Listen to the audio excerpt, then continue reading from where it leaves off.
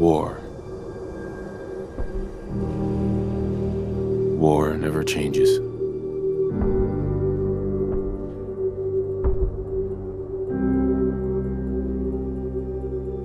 In the year 1945, my great-great-grandfather, serving in the army, wondered when he'd get to go home to his wife and the son he'd never seen. He got his wish when the U.S. ended World War II by dropping atomic bombs on Hiroshima and Nagasaki. The world awaited Armageddon. Instead, something miraculous happened. We began to use atomic energy not as a weapon, but as a nearly limitless source of power. People enjoyed luxuries once thought the realm of science fiction. Domestic robots, fusion-powered cars, portable computers. But then, in the 21st century, people awoke from the American dream. Years of consumption led to shortages of every major resource. The entire world unraveled. Peace became a distant memory.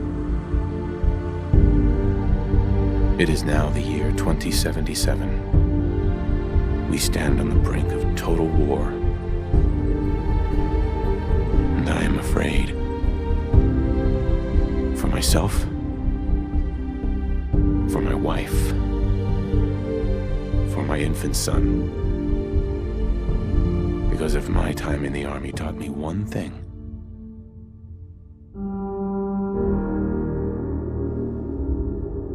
it's that war never changes.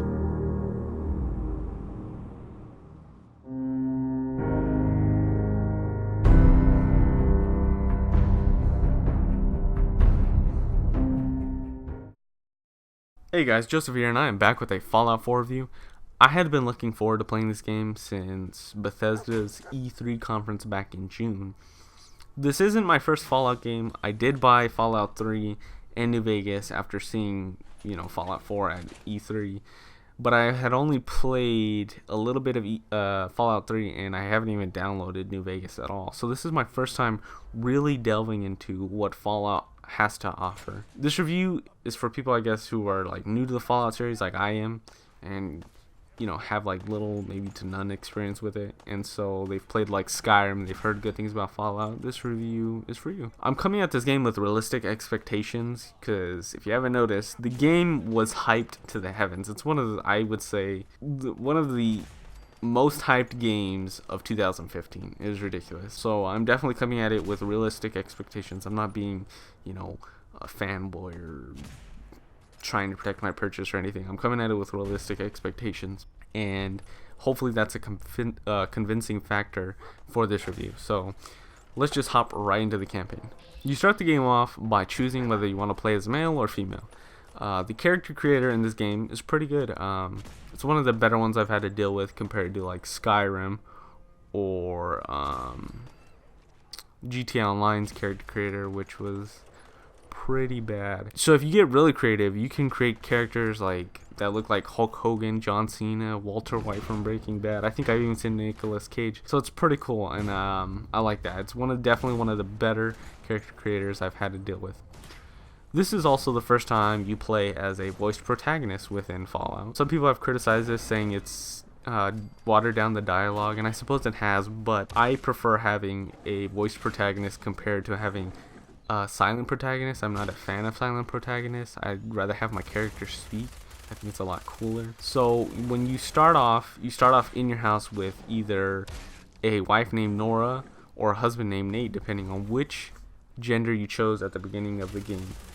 And you also have a baby named Sean. So you can explore your house for a few minutes, looking at your kitchen, your living room, and then eventually somebody who works for Vault Tech comes and asks you if you would like to become a vault dweller just in case nuclear war is waged.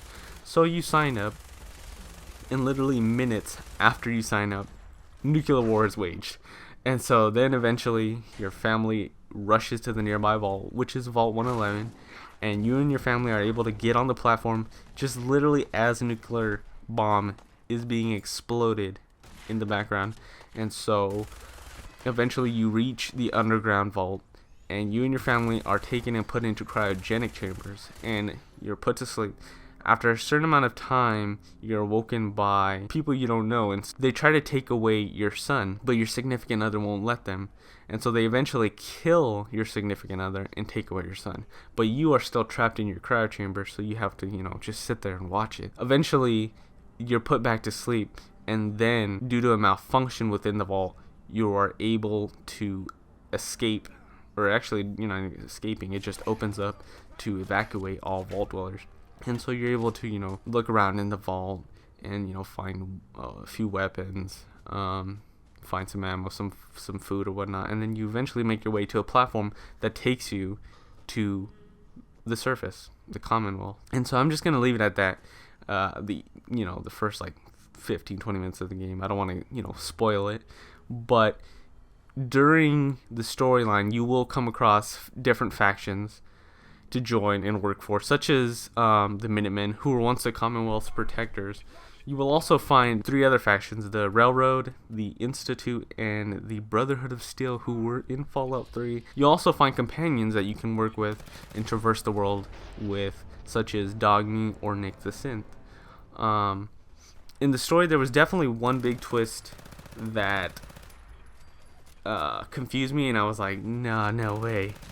And I like that. I was glad that there was a pretty big twist. I mean, hopefully nobody's spoiled it for you, but there's a huge twist in the game. The story overall kept me interested and wanting to find my son, but it's not the best story I've ever played. There are a few, motives that want you to keep finding your son, but there's so much to do in this world.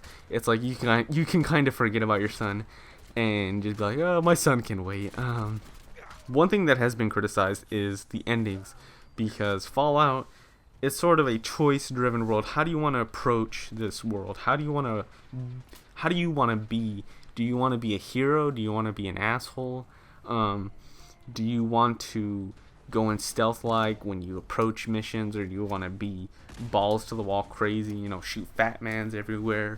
Or do you want to have a partner with you, or do you want to travel the world alone? Do you want to, have power armor, or do you want to customize your character? And so it's very a choice driven world, and how do you want to be? But when you choose your faction to work for, the main one, the one that primarily you work for and you reach ending with, the story endings are pretty much the same, except for one, and I think that's the Institutes. And so it was kind of it's kind of disappointing to people, because it's a choice-driven world. It's, your choice is supposed to kind of matter over, if you choose this faction over another faction, maybe there's supposed to be, some kind of different ending, and there just wasn't. And so the game has taken criticism. But I would still tell you that the story is definitely a good story. Let's just hop right into the meat of the game, which is the gameplay. The gameplay is fun. I've spent 50 hours with the few days that I was able to really sit down and play, and so there's a lot of content in this game. There's no denying that. There's a huge amount of it. You can go anywhere you want and be who you want. Like I said, you can be a hero, or you can be a complete jerk off. You can avoid the main storyline for as long as you want to. As soon as you reach the Commonwealth, as soon as you come out of the vault, you can ignore it. You can never even play it if you didn't want to. And so it's, a very choice-driven game of who do you want to be. You're able to either, traverse the world by yourself or with a companion. I think there's 13. I usually have Nick Valentine with me. I don't know. I just like him, I guess. But do be mindful where you send your companions, because I have lost Dogmeat, and supposedly he pops up in Sanctuary, or where you first find him, which I think is the Red Rocket gas station. I think that's what it's called. But I have not been able to find him. I'm pretty sure he's holding my minigun. I'm pretty sure I gave it to him. I can't remember, but they can get lost. And if you're playing on PC, you can pretty much just use like a command. I think it's called a command code or whatever, and you just have the code for it and you type it in and boom, they pop up. There's also a crafting system where you can upgrade weapons and armor and power armor, which is cool. I like that. You know, you can add like different attachments to your weapons, like a sight or a bigger magazine. There's also a new like building mode where you can build at like certain settlements that you are allied with. You know, you can set up like turrets, or you can set up like little watchtowers, or you can, you know, you set up like little resources like food or water, and you can assign people to like the defenses or to, you know, attend the crops or whatnot. And you can also build your house. But the thing is, when you're building your house, like some walls, like I put walls that were too short, and so my floor is like floating above my walls. And I kind of wish it was like Halo Reach's Forge could like phase things together, so you know you get like a seamless, you know, blend or whatever. And so I kind of wish that they had that, and hopefully they do a patch or something where they maybe change that up and you're able to, you know, phase the objects together, so it just seems more seamless. Maybe they can even add more stuff with you know, updates or whatnot. That'd be pretty cool. So I do like the building mode. I just hope they update like the way it works and how you can like phase stuff together. I think that would help you build like better. When you level up, you earn points, and you can spend those points on either the base characteristics: strength, perception, endurance, charisma, intelligence, agility, and luck, which is the acronym for special, or you can use that point on perks that are associated with 7 basic characteristics. So say you level up and you have a point, you can spend that point on either strength, which is the base characteristic, or you can spend the point on a perk like you do more damage, like 20% more damage with a heavy firearm like a minigun or a Fat Man or a missile launcher. And so I like that you can level up you know, like these little perks that give you little bonuses, or you can level up the basic characteristic if you want to. I also like the way the perk chart looks. I like how it has the little vault boys, and they're like, you know, doing little things that are associated with whatever the perk is. The soundtrack in this game is pretty good. You can either listen to the musical score by Bethesda, or you can listen to any of the radio stations while you play. And I like listening to the musical score by Bethesda, and I like listening to Diamond City Radio. My favorite songs from Diamond City Radio are The Wanderer, Rocket 69, and 60 Minute Man. I don't know, I just like those songs. There's a few other ones, but I don't know the names of them. The quests from faction to faction, I can't tell if they vary, because I did quests from the Minuteman, and they pretty much felt the same. They felt, you know, it was like go to a settlement. The settler tells you, oh, we're being harassed by raiders or by super mutants. You go kill them, and then you come back to the settler. You tell them that you've done it. They say that they want to be a part of the Minutemen, and then you report that to Preston, who is one of the leaders of the Minutemen, and then he would send you on another one. So there wasn't a lot of variation from the Minutemen, but I'm not entirely sure if the variation for other factions such as the Railroad, Institute, and Brotherhood of Steel are, you know, if they vary, because I only did 1 or 2 quests for for all 3 of those. There are also miscellaneous quests where you'll meet somebody and they want you to go on an errand, like go to the toy factory and get some parts for them, or if you buy a house, like it's a miscellaneous quest to, you know, just check out your house. And so there are a few miscellaneous requests. I don't know if there's any like dynamic quests. I haven't had somebody just like come up to me on, you know, just out of nowhere and just, you know, ask for my help or go do something. Pretty much like when I'm traveling the wasteland, everybody's just trying to kill me. There are also plenty of creatures and enemies to fight, such as raiders, super mutants, deathclaws, and rad roaches. There are a lot of things to kill in this game. So let's hop into the performance and graphics, the real criticisms of this game. The game does look better than Fallout 3 in my opinion, but the graphics are still rather bad compared to other open world games like The Witcher 3. The character models are subpar, the animations are not that great. The lip syncing is, it's kind of off. Performance on the Xbox One is not that great. I've experienced dropped frame rate, stuttering, and crashing. I've experienced 5 crashes. One of them was at the end of the main storyline, and I had to redo 2 hours of gameplay because my game wasn't saving. So that kind of sucked. That made me mad. I've also experienced a few bugs like vertebrates phasing through the ground when I request for them to come pick me up, or they'll just like start spinning out of control and then just blow up, or NPCs will just stop talking and sit there for a few seconds.